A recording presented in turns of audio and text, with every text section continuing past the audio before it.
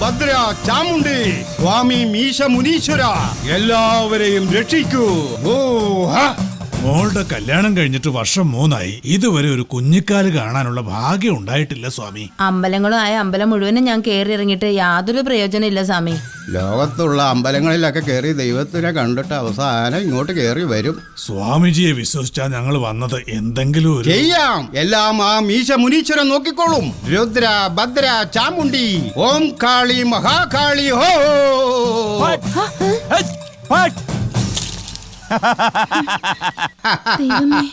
രണ്ടും രണ്ടും 4, 4ഉം 2ഉം 6. ഇത് മീശ മുനീശ്വരന്റെ വാക്കാ. ഈ പെൺകുട്ടിക്ക് സന്താന ഭാഗ്യം ഉറപ്പായുണ്ട്. അതെപ്പോഴത്തേക്കാണെന്നൊന്ന് പറയൂ സ്വാമിജി. 1, 2, 3. ഇതെന്താണ്? മുനീശ്വരൻ പറ്റില്ലെന്ന് പറയുന്നല്ലോ. അല്ല മുനീശ്വര, എന്നെ എന്തിനാ ഇങ്ങനെ കൺഫ്യൂസ് ചെയ്യുന്നേ? ഒന്ന് തെളിച്ചു പറയ്. മീശ മുനീശ്വര ഓം ഭട്ട്. ദേ നോക്കിയേ, മീശ മുനീശ്വരനെ വലിയ കുഴപ്പം പിടിച്ചവനാ. സന്താന സൗഭാഗ്യത്തിന് ചില വഴിപാടുകളൊക്കെ ചെയ്യണം. എന്താണെന്ന് പറഞ്ഞാലും നമ്മുടെ മുനീശ്വരനെ മാംസാഹാരം വലിയ ഇഷ്ടമാ. അതായത് നാട്ടുകോഴി 1, ബ്രോയിലർ കോഴി 1, നന്നായിട്ട് വേവിച്ച ആട്ടിറച്ചി ഒരു 5 കിലോ, പിന്നെ ഒരു 5 പാക്കറ്റ് ചുരുട്ട്, ശക്തി മട്ടൻ മസാല ഒരു 5 പാക്കറ്റ്. വെയിലിന്റെ ശക്തി വല്ലാതെ കൂടിയിരിക്കുന്നു. നമ്മുടെ മുനീശ്വരൻ തണുപ്പിച്ച നമ്മളും തണുത്തതുപോലെ ആയില്ലേ. അതിനു വേണ്ടി ഒരു റെയ്ബാൻ കൂളിംഗ് ഗ്ലാസ്. പിന്നൊരു കാര്യം, ഇതിനെക്കുറിച്ച് നിങ്ങൾ ആരോടും പറയാനും പാടില്ല. നിങ്ങൾ കൊണ്ടുവരുന്ന സാധനത്തെ കുറിച്ച് ആരും അറിയാനും പാടില്ല. ഞങ്ങൾ വരട്ടെ സ്വാമി. എല്ലാം എടുത്തോണ്ട് പോയോ? ഇത് മാത്രം കണ്ടില്ല. ഈ കറുത്ത കൂളിംഗ് ഗ്ലാസ് പുലിക്കുള്ളതാ. അല്ല, നമ്മുടെ പുലി എവിടെ?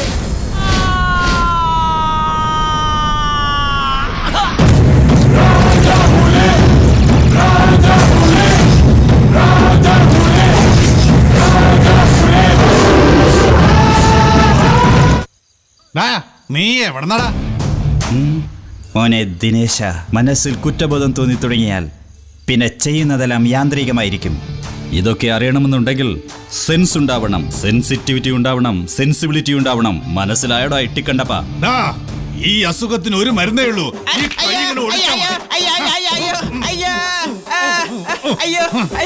ഒരു സുന്ദരിയായ പെണ്ണിന്റെ കഴുത്തെ താലി കെട്ടാനുള്ള എടാ എന്താ എടാ അയ്യോ വേദനിച്ചിട്ടേ അയ്യോ.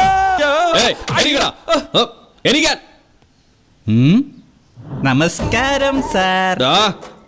കാൽ കൊണ്ടാണോടാ നമസ്കാരം പറയുന്നേ? കൈക്ക് എന്ത് പറ്റി? കൈ തലയ്ക്ക് സപ്പോർട്ട് കൊടുത്തേക്കല്ലേ സാർ? കാണാൻ പാടില്ലേ? അപ്പൊ ഈ കൈക്ക് എന്ത് പറ്റി? കൈ കൊണ്ട് ആരെങ്കിലും ഓഫീസർക്ക് സെല്യൂട്ട് അടിക്കോ സാർ? അങ്ങനാണോ? എങ്കിൽ ഒന്നുകൂടെ ഒന്ന് കാണിച്ചേ നോക്കട്ടെ. സാർ, വരുന്നതിന് പോകുന്നവർക്ക് സെല്യൂട്ട് അടിക്കാൻ ഞാൻ പോലീസാന്ന് വിചാരിച്ചോ? സാറേ, ഇത് ലാസ്റ്റ് ആണ് കേട്ടോ. ഇനി ഒന്നുകൂടെ ചോദിച്ചേക്കല്ലേ. നമസ്കാരം സാർ. നീ കാലുകൊണ്ട് നമസ്കാരം പറഞ്ഞതിനല്ലടാ എനിക്ക് ദേഷ്യം വന്നത്. നീ ജട്ടിയിടാതെ പോലീസുകാരനോട് നമസ്കാരം പറയൂ അല്ലേ?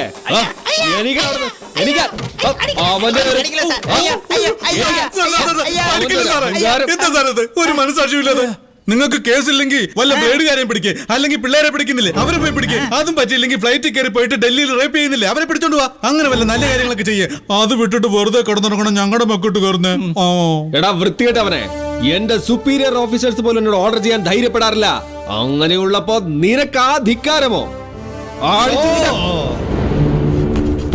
പാമ്പിനെ പടവെടുത്ത് കാണിക്കല്ലേ സാറേ?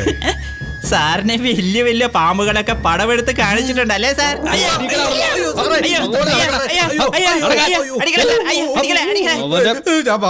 എന്തുവാടാ ഈ കാണിച്ചു വെച്ചിരിക്കുന്നത്?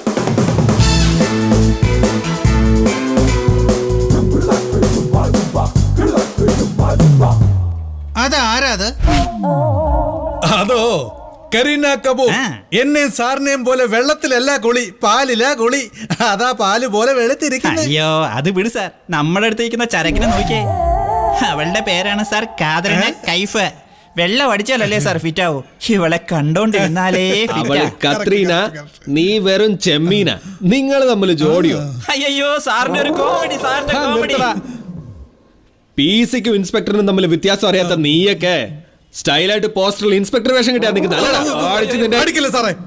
സിനിമയിൽ അഭിനയിക്കുന്നവരെ സാറിനോട് ചോദിച്ചിട്ടാണോ യൂണിഫോം ഇടുന്നത്? അവരോടും ചോദിക്കാനുള്ള ധൈര്യമില്ല. അവര് പണക്കാരല്ലേ, എങ്ങനെ ചോദിക്കും? അതൊക്കെ കള സാറേ. അവിടെ ഒരാള് SP ആണെന്നും പറഞ്ഞ് നാട്ടുകാരെ മുഴുവനും പറ്റിച്ചോണ്ടിരിക്കുക. അതാരാ പ്രസിഡന്റ്?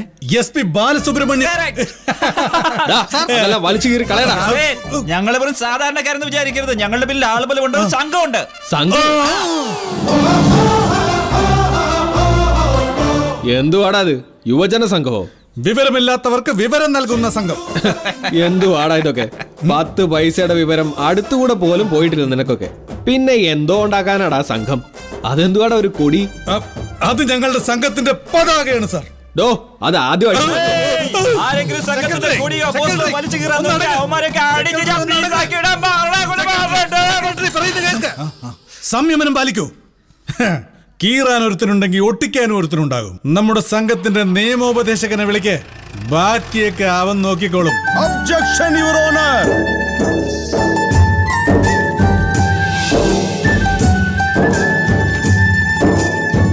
പ്രൊസീഡ്. യുവർ ഓണർ, സൂര്യൻ ഉദിക്കുന്നത് രാവിലെ, പുട്ട് കഴിക്കുന്നതും രാവിലെ. ഞാൻ പറയുന്നത് കേൾക്കണം യുവർ ഓണർ.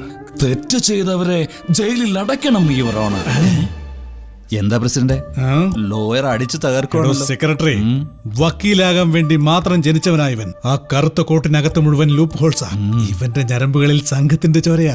ഈ കേസിൽ നമ്മൾ പുല്ലുപോലെ ജയിക്കും. യുവർ ഓണർ, കേറിയ തുണി തയ്ക്കാൻ വേണ്ടത് സൂചിയും നൂലുമാണ്. ചാക്ക് തയ്ക്കാൻ വേണ്ടതും സൂചിയും നൂലുമാണ്. വിശക്കുന്നവന് നമ്മൾ ആഹാരം കൊടുക്കണം. തെറ്റ് ചെയ്തവന് പരമാവധി ശിക്ഷയും കൊടുക്കണം. ഒരു തെറ്റും ചെയ്തിട്ടില്ല എന്റെ ഈ കക്ഷികൾ. ഓ, നിർത്തണോ? താൻ ആവശ്യമില്ലാതെ സംസാരിച്ച് സമയം കളഞ്ഞ തന്റെ പേരിൽ ഞാൻ ആക്ഷൻ എടുക്കും. പ്രൊസീഡ്. യുവർ ഓണർ, എന്റെ കക്ഷികൾ കല്ലിവല്ലി യുവജന സംഘം എന്നൊരു സംഘം നടത്തുന്നുണ്ട്. അതവര് രജിസ്റ്റർ ചെയ്തിട്ടുണ്ട്.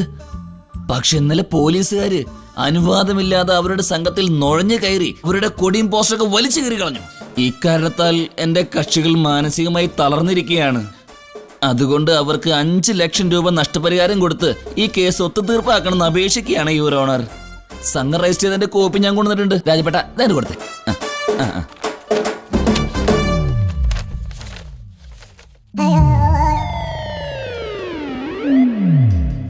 ഈ യുവജന സംഘം നിയമപ്രകാരം രജിസ്റ്റർ ചെയ്തതാകുന്നു. നിയമപ്രകാരം രജിസ്റ്റർ ചെയ്ത ഈ യുവജന സംഘത്തെ യാതൊരു പെർമിഷനുമില്ലാതെ അകത്ത് കയറി നാശനഷ്ടങ്ങൾ ഉണ്ടാക്കിയതിന് ഇൻസ്പെക്ടർ 6300 രൂപ അപരാധം കെട്ടണമെന്ന് ഈ കോടതിയിൽ ഞാൻ വിധിച്ചിരിക്കുന്നു. അതുപോലെ കോടതി സമയം പാഴാക്കിയ വാദിഭാഗം വക്കീൽ ഗുണശേഖരന് ഇതിന് അപരാധമായി 10000 രൂപ ഈ കോടതി വിധിക്കുന്നു. This case is closed.